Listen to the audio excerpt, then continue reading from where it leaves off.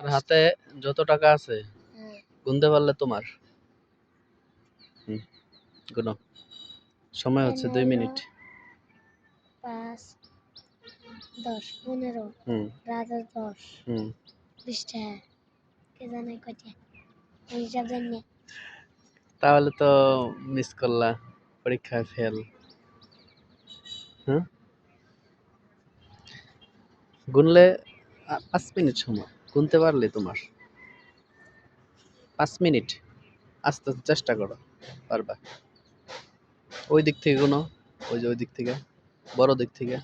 বড় দিক থেকে 200 পরে 100। হ্যাঁ মাশাআল্লাহ। 200 100 কত হয় কে জানে, এটা জানি না। তাহলে তুমি ব্যর্থ, পরীক্ষায় ফেল করছো। তোমাকে তাহলে আপাতত স্টপে রাখা হলো।